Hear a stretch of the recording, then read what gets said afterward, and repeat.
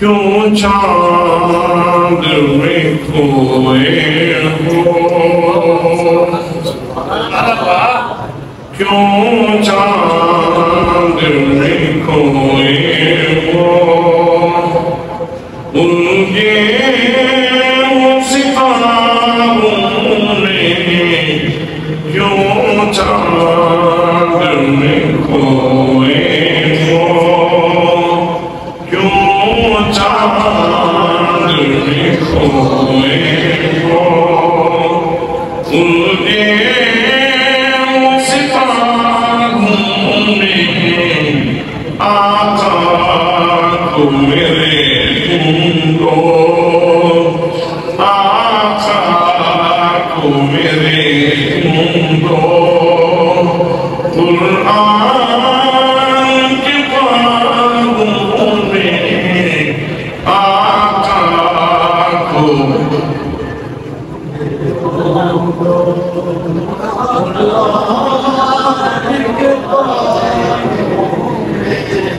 آقا کو میرے ڈھونڈو، قرآن کے پاروں میں جبریل امین بولے،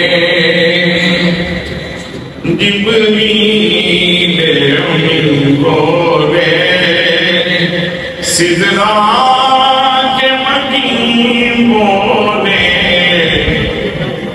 جب زیارت کی، جب رخ بدوحا دیکھا، جب زلف دوحا دیکھی، جب سینہ علم نشرہ دیکھا، تو جبریل امین بولے، جبریل امین بولے، سدرا کے مکین بولے، تجھ سارا حسین دیکھا، آقا تجھ سارا حسین دیکھا، لاکھوں میں ہزاروں میں آقا تجھ سارا حسین دیکھا، لاکھوں میں ہزاروں میں کیوں چاند میں کھوئے ہو، انہیں ستاروں میں آقا کو میرے ڈھونڈو، قرآن کے پاروں میں آقا کو میرے ڈھونڈو۔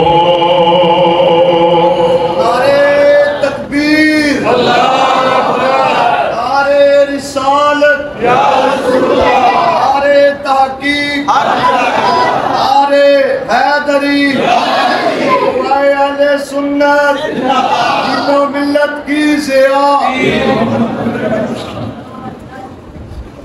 ذی وقار ذی احترام علماء کرام، معززین شیخ، معززین علاقہ،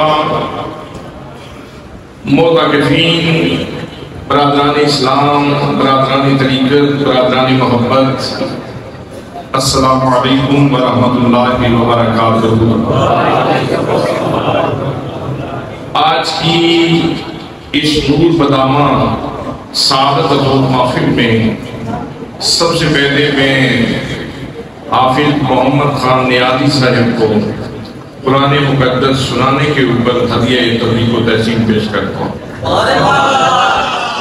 اور ساتھ ہی جناب قاری محمد کاشف صاحب انہوں نے سماعت کی، ان کی خدمت میں بھی ہدیہ مبارکبادی پیش کرتے ہیں، اور پھر ہمارے وہ دوست جنہوں نے اس مسجد کی آبادی کا اہتمام کیا ہوا ہے اور خاص دلچسپی سے مسجد کے جملہ معاملات کو دیکھتے ہیں، میری مراد جناب حاجی رانا شمشاد حسین صاحب اور ان کے جملہ برادران میں ان کو بھی اس حسن انتظام کے اوپر مبارکبادی کا تحفہ پیش کرتا ہوں۔ اللہ کریم ان تمام لوگوں کو دین و دنیا کی برکتیں اور سعادتیں نصیب فرمائے جو کسی بھی حوالے سے اللہ کریم کے گھر کے ساتھ جڑے رہتے ہیں۔ میرے دوستوں، میرے بھائیوں، آج کی رات طاق رات ہے، 27ویں رات ہے، لیلۃ القدر کی رات ہے۔ تو آج کی رات کو دلوں کا گداز اور آنکھوں کی نمی، اس کی اللہ کی بارگاہ میں بہت قدر و منزلت ہے۔ آج کی رات کہے کی رات نہیں ہے، آج کی رات ہنسی اور مذاق کی رات نہیں ہے، آج کی رات دربار الوہیت میں نالہ و شیون کی رات ہے، اللہ کی بارگاہ میں رونے کی رات ہے، آنسو بہانے کی ضرورت ہے اور اپنے جملہ گناہوں کو بخشوانے کی ضرورت ہے۔ میرا رب ویسے تو ہمیشہ ہی کرم فرماتا ہے، اور رات کے پچھلے پہر پورا سال جب اللہ کریم نزول اجلال فرماتا ہے آسمان اول کے اوپر، اپنی شان کے لائق تو ارشاد فرماتا ہے کوئی مجھ سے معافی مانگنے والا میں اسے معاف کر دوں، کوئی رزق مانگنے والا میں اسے رزق عطا کر دوں۔ لیکن یہ جو طاق راتیں ہیں، ان کے بارے میں تو حکم یہ ہے کہ جیسے ہی سورج غروب ہوتا ہے ساتھ ہی صدائے رحمت بلند ہونا شروع ہو جاتی ہے، سخی صدائے کرم دینا شروع کر دیتا ہے، منگتو در کرم کھلا ہوا ہے، خیرات مانگ لو، بخشش کے دروازے کھلے ہوئے ہیں، مجھ سے مانگ لو، میں تمہیں معافی عطا کر دوں، میں تمہیں سرٹیفکیٹ عطا کر دوں، میں تمہیں مجدہ عطا کر دوں، میں تمہیں خوشخبری عطا کر دوں کہ میں نے تمہارے گناہ معاف کر دیے ہیں۔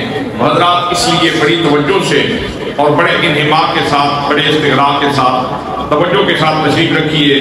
میں نے چند باتیں آپ کی خدمت میں عرض کرنی ہیں۔ اللہ کریم نے انسانیت کی رشد و ہدایت کے لیے ہمیشہ سے دو طرح کا انتظام فرمایا ہے۔ ایک انتظام یہ تھا کہ اللہ کریم نے نبیوں کو بھیجا، دوسرا انتظام یہ تھا کہ اللہ کریم نے بطور دستور زندگی، بطور منشور حیات اللہ کریم نے صحائف اور کتابیں نازل فرمائیں۔ یہ دو طرح کا انتظام چلتا رہا۔ انبیاء کرام تشریف لاتے رہے، کتابیں آتی رہی، صحیفے آتے رہے۔ اللہ کریم کا دستور یہ تھا کہ باقی جتنی بھی کتابیں اتاری، جناب آدم کے صحیفے بھیجے تو ایک ہی دفعہ یک بار کی، فرمایا یہ تختیاں لے جاؤ اور جا کے اپنی امت کو دے دو۔ جناب سیدنا حضرت نوح علیہ السلام کو جو صحیفے عطا کیے گئے تو یک بار کی نازل ہوئے، ایک ہی دفعہ دے دیے گئے۔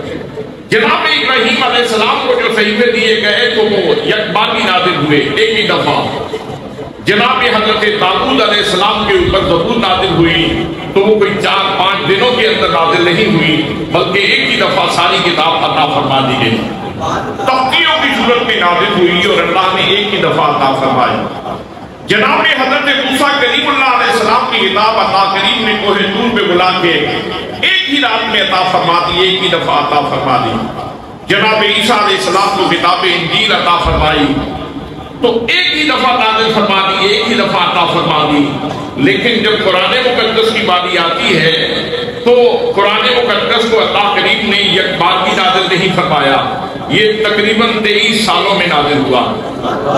حضرات، سوچنے کا مقام ہے، باقی کتابوں کے اندر بھی ہدایت ہے، اس کتاب کے اندر بھی ہدایت ہے، باقی کتابوں کے اندر بھی نور ہے، اس کتاب کے اندر بھی نور ہے، باقی کتابوں کے اندر بھی روشنی ہے، اس کتاب کے اندر بھی روشنی ہے، باقی کتابوں کے اندر بھی جنت میں جانے کا سامان ہے، اس کتاب کے اندر بھی جنت میں جانے کا سامان ہے، باقی کتابوں میں بھی اخلاق عالیہ سکھائے گئے، اس کتاب کے اندر بھی اخلاق عالیہ سکھائے گئے، باقی کتابوں میں بھی لوگوں کو رذائل سے بچانے کی کوشش کی گئی، اس کتاب کے اندر بھی لوگوں کو بری چیزوں سے بچانے کی صحیح فرمائی گئی۔ تو آخر وجہ کیا ہے کہ باقی کتابیں اترے تو نجم ایک ہی دفعہ اترے، لیکن جب قرآن مقدس کی باری آئے تو اللہ کریم 23 سالوں میں نازل فرمایا۔ میرے دوستوں، میرے بھائیوں، تھوڑی سی توجہ کرو، تھوڑی سی توجہ سے اگر قرآن مقدس کا مطالعہ کرو گے، اس لالب کتاب کا مطالعہ کرو گے، اس نغمہ الہام کی تلاوت کرو گے، تو یہ رات خود بخود بتا دے گی۔ باقی کتابوں کے اندر اللہ کریم نے فقط دستور و منشور دینا تھا، سو ایک ہی دفعہ کتابیں نازل ہو گئی۔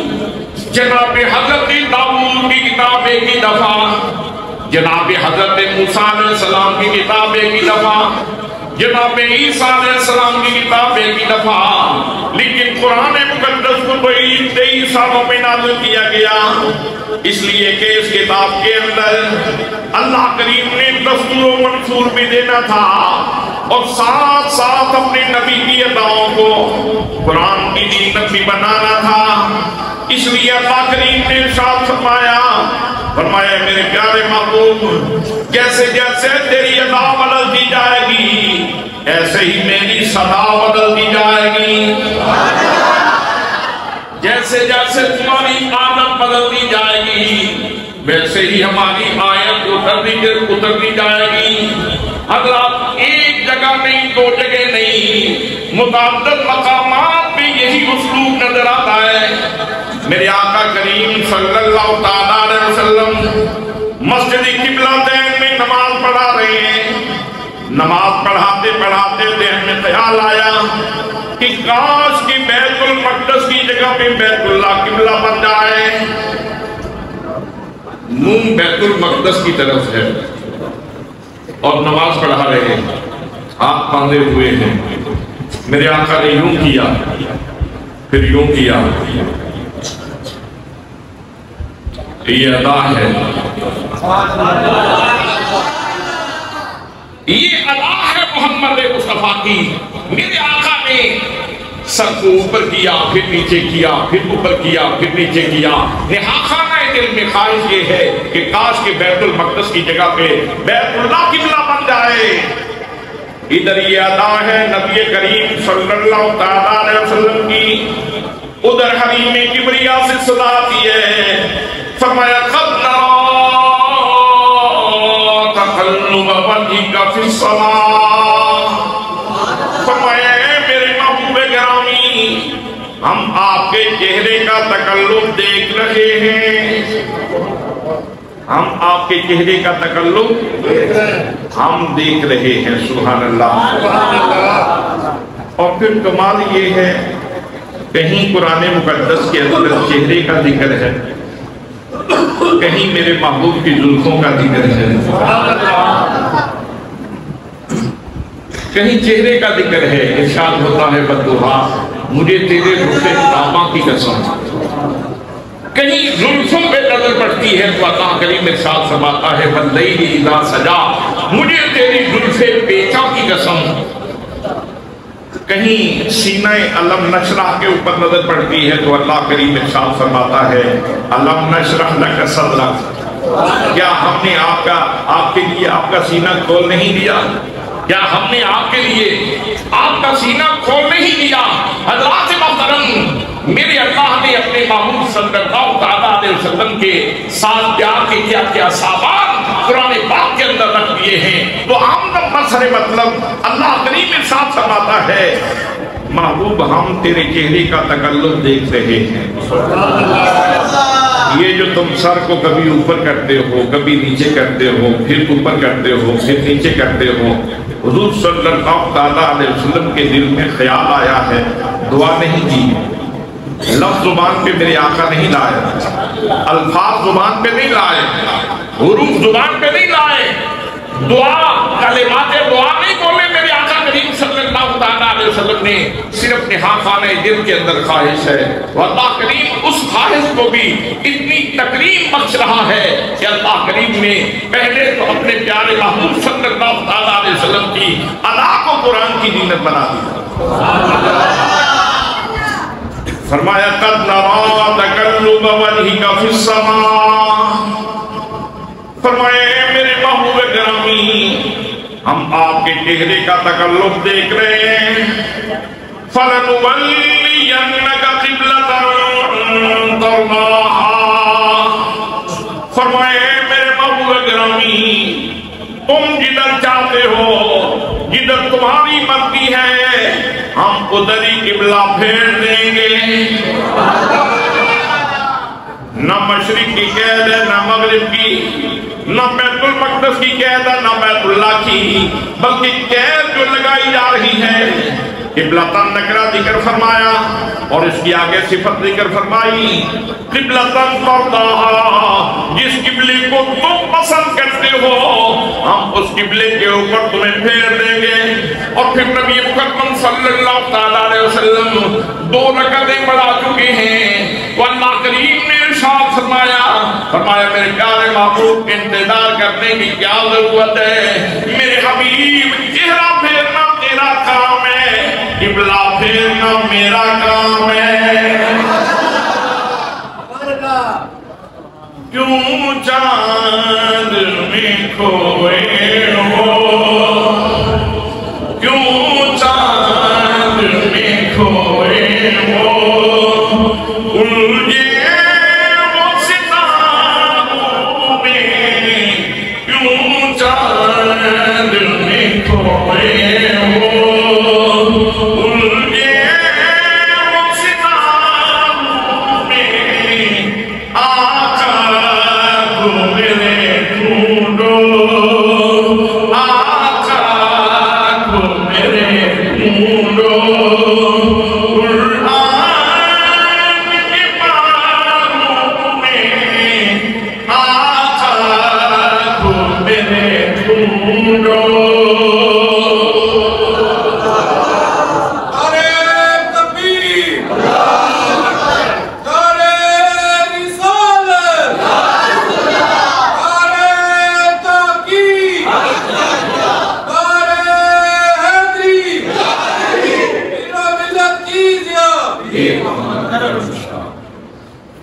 حضرات ایک مقام میں نے آپ کی خدمت میں عرض کیا دوسرا مقام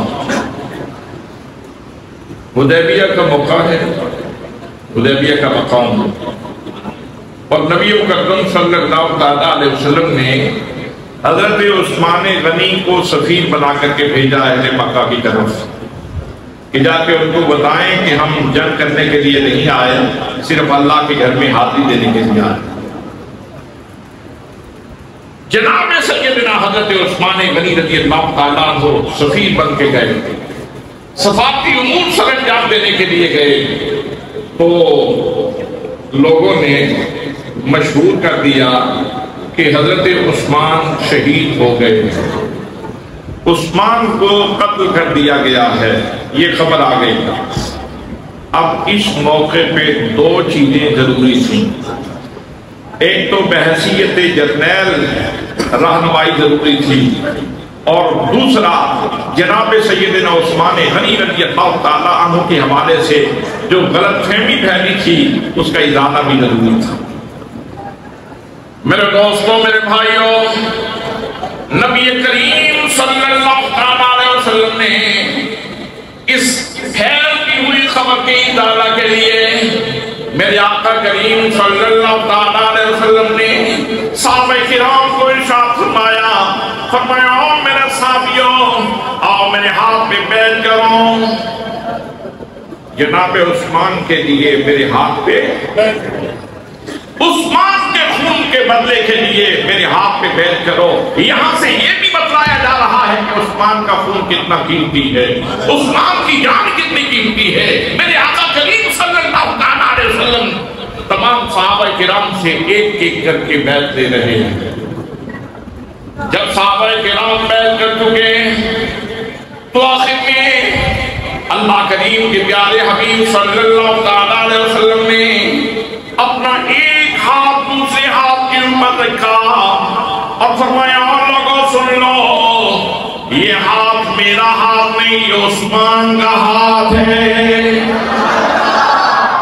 اور یہ بیعت کسی اور کی بیعت نہیں یہ عثمان غنی کی بیعت ہے حضرات محترم ادھر نبی مکرم صلی اللہ تعالیٰ علیہ وسلم بیعت لے رہے تھے یہ منظرنامہ کائنات دیکھ رہی تھی چشم فلک یہ منظر دیکھ رہی تھی اور ادھر اللہ کریم کی نگاہ قدرت میں بھی یہ بات موجود ہے، تو میرے رب نے کیسے میرے آقا کریم صلی اللہ علیہ وسلم کی اداؤں کو تکریم عطا فرمائی، فرمایا ان الذین یبایعونک انما یبایعون اللہ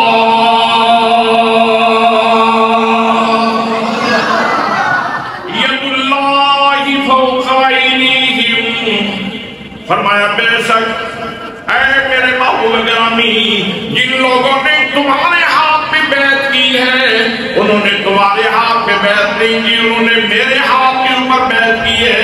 اور میرے محبوب ان کو سنا دو، ان کو بتا دو کہ ان کے ہاتھوں کے اوپر بظاہر تو مصطفیٰ کا ہاتھ ہے، لیکن حقیقت میں ان کے ہاتھوں کے اوپر خدا کا ہاتھ ہے۔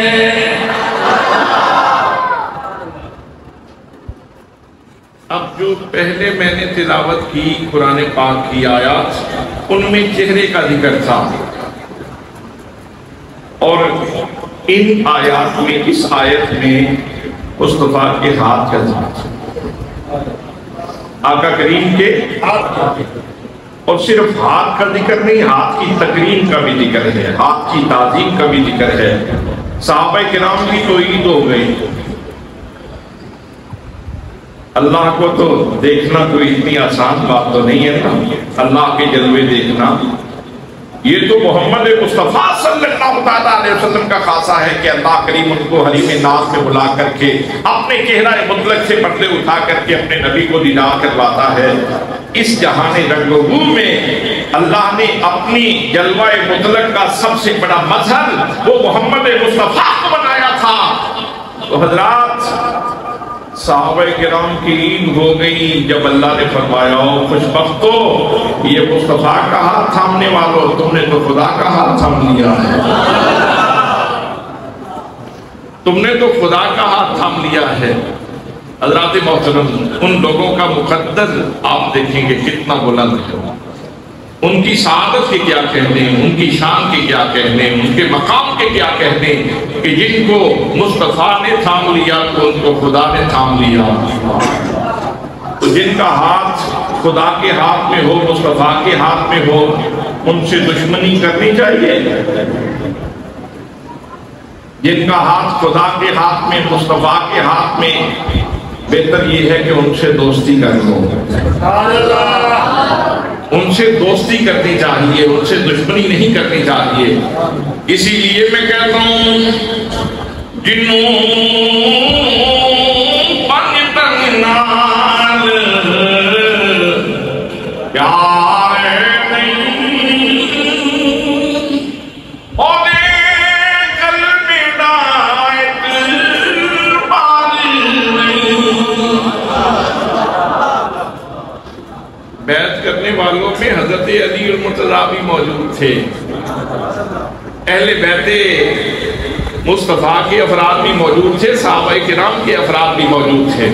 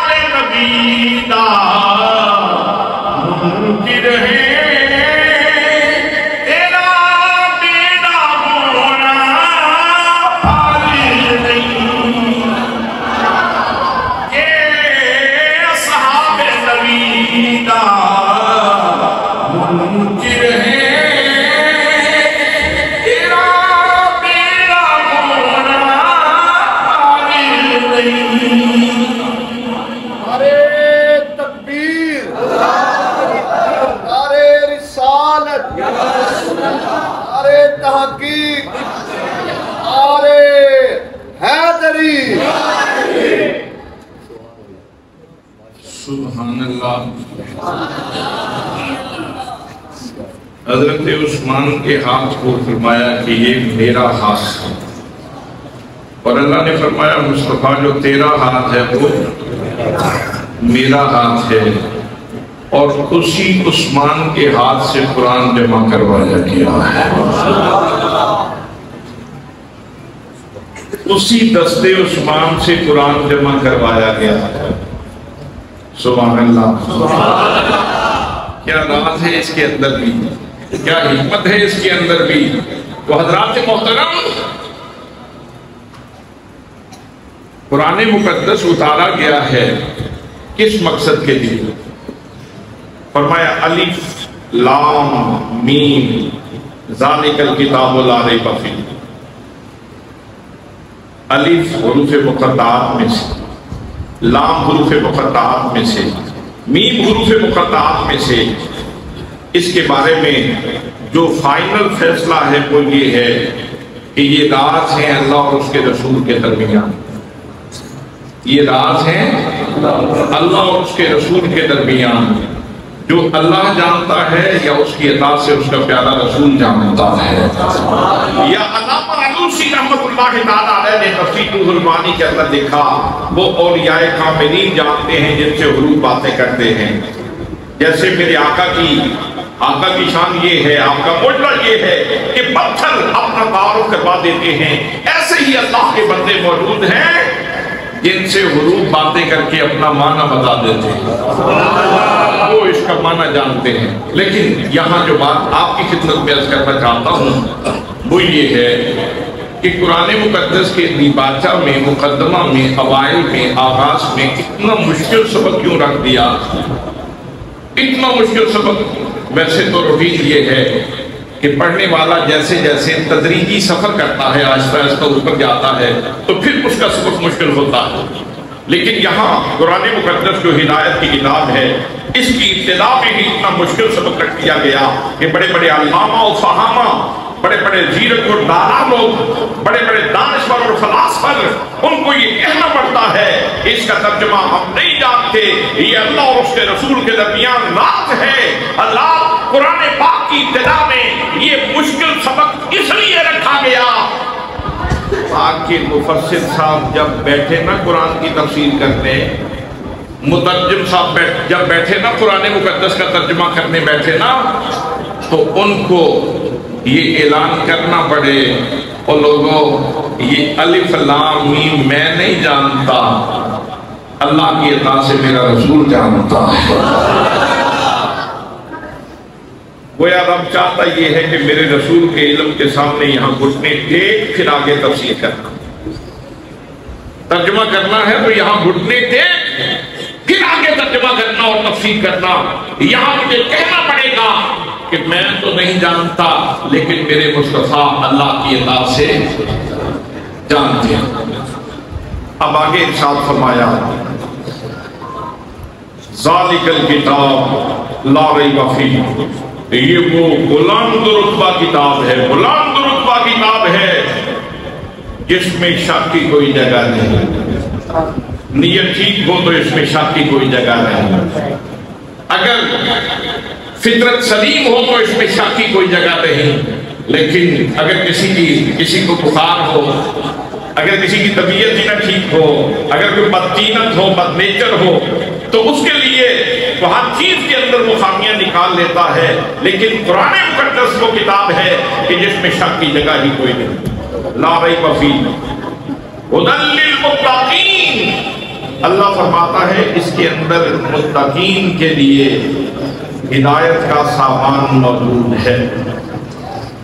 अब मैं इख्तिसार करूंगा, पूरी की पूरी किताब क्या है? हिदायत। पूरी की पूरी किताब क्या है? सारे बोले। पूरी की पूरी किताब क्या है? हिदायत।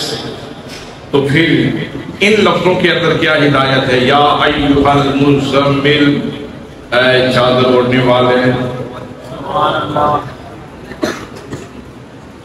या अय्युहल मुद्दस्सिर, اے لحاف اوڑھنے والے، ید اللہ فوق ایدیہم، صحابہ کے ہاتھ پہ اللہ کا ہاتھ ہے۔ اس کے اندر کیا ہدایت ہے؟ والعادیات ضبحا، مجھے قسم ہے ان گھوڑوں کی جو دوڑتے ہیں تو اتنے خلوص سے دوڑتے ہیں کہ ان کے سینے سے آواز نکلتی ہے۔ حضرات اس کے اندر کیا ہدایت ہے؟ اس کے اندر ہدایت یہ ہے، ہدایت کا سامان یہ ہے کہ چادر تھی تو بے وقت تھی، لیکن جب میرے آقا کے کندھوں پہ آئی تو چادر سج گئی، چادر کو عزت مل گئی، رب اس چادر کی باتیں کرنے لگا۔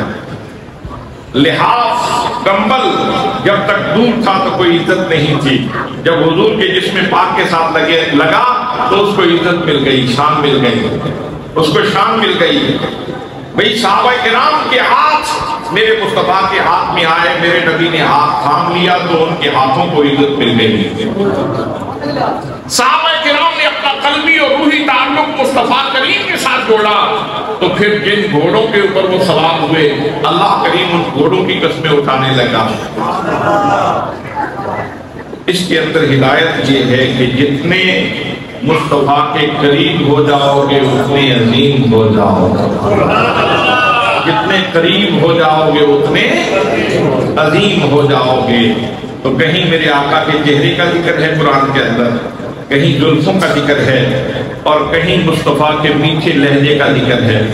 وقیل ہی، مجھے محبوب تیری زبان سے نکلنے والے کلمات کی قسم ہے۔ کہیں ارشاد ہوتا ہے لامروں کا اے جانے جہاں مجھے تیری جان کی قسم ہے، سبحان اللہ۔ کہیں ارشاد ہوتا ہے طٰہٰ اے چودھویں کے چاند، اے چودھویں کے چاند۔ کہیں ارشاد ہوتا ہے یاسین اے سید الرسول، اے سید الکل، اے سید الاعجم۔ تو پھر آخر میں نتیجہ یہی نکلتا ہے کہ اگر کوئی میرے آقا کو ڈھونڈنا چاہتا ہے تو ہم یہ کہہ سکتے ہیں کیوں چاند میں کھوئے ہو، کیوں چاند میں کھوئے ہو، الجھے ہو ستاروں میں، کیوں چاند میں کھوئے ہو، الجھے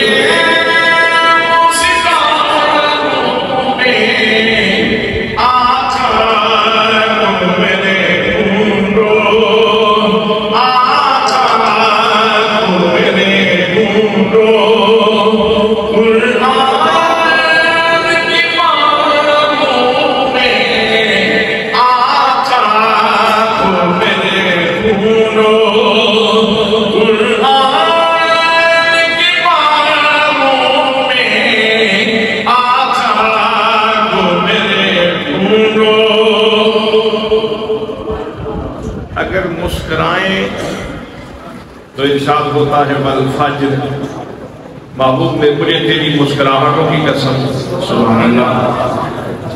اور اگر کبھی ان کے چہرے پہ غصہ آ جائے اور ماتھے پہ شکن آ جائے تو اللہ کریم ان کے غصے کا بھی نقشہ کھینچ لیتا ہے۔ عبس وتولی، لوگ سمجھتے ہیں شاید یہاں اللہ نے اپنے محبوب کو چھڑکا ہے، ایسی بات نہیں ہے۔ اصل میں مقصود یہ تھا کہ قرآن پاک میں مصطفیٰ کی ادائیں محفوظ ہو جائیں، میرے مصطفیٰ کی ادائیں محفوظ ہو جائیں، اصل میں یہ مقصود تھا۔ اور حضرات اقیموا الصلاۃ، نماز قائم کرو، نماز قائم کرو۔ کیسے قائم کرو؟ کھڑا کیسے ہونا ہے، رکوع کیسے کرنا ہے، سجدہ کیسے کرنا ہے، تشہد میں کیسے بیٹھنا ہے، سلام کیسے پھیرنا ہے۔ تو پورے کا پورا نقشہ وہ اگر آپ اقیموا الصلاۃ کی پوری تشریح دیکھنا چاہیں، مفصل بیان دیکھنا چاہیں تو وہ حکم ہے کہ مصطفیٰ کا سراپا دیکھو، میرے نبی کا سراپا دیکھو۔ اسی لیے تو ہم کہتے ہیں شوق تیرا اگر نہ ہو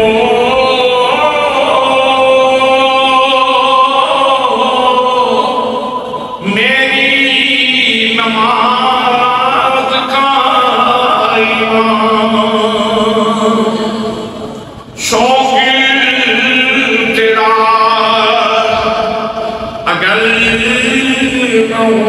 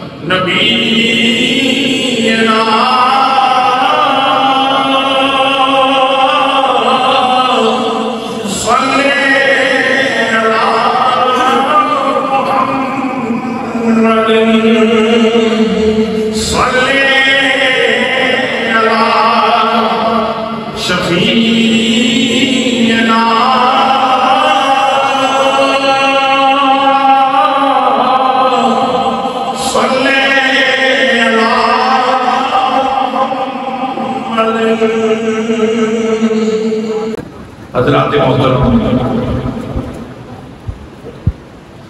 میں نے یہ چند چیزیں اس لیے عرض کی ہیں، آج کل آندھیاں بہت ہیں، آج کل طوفان بہت زیادہ ہے، تو کئی جہتوں سے کہیں تحریک استشراق کے نام پر، کہیں الحاد کے نام پر، کہیں بے دینی کے نام پر اور کہیں جدید تحقیق کے نام پر گولہ باری شروع ہے، اور مقصود یہ ہے کہ لوگوں کے دلوں سے اللہ کے نبی کی محبت نکالنی جائے۔ اللہ کے نبی کی محبت نکالنے کے لیے آندھیاں چل رہی ہیں، طوفان چل رہے ہیں، پروجیکٹ پہ لوگ کام کر رہے ہیں۔ آپ کبھی پڑھیں مستشرقین کو، انہوں نے کیسے نبی کریم صلی اللہ علیہ وسلم کی ذات گرامی پہ اعتراضات کیے ہیں، تو ان کی کوشش یہ ہے یہودیت کی، نصرانیت کی اور بدھ مت کی اور دیگر ملحد لوگوں کی کہ ان کے سینے سے اسلام کا پیار نکالا جائے، نبی پاک صلی اللہ علیہ وسلم کی الفت کم کی جائے۔ تو ضرورت اس بات کی ہے کہ ہم اپنے آپ کو اور زیادہ شعوری، ذہنی اور قلبی طور پر نبی کریم صلی اللہ علیہ وسلم کے قریب کریں۔ اللہ کریم ہم سب کو عمل کی توفیق نصیب فرمائے۔ وما علیہ الا البلاغ المبین۔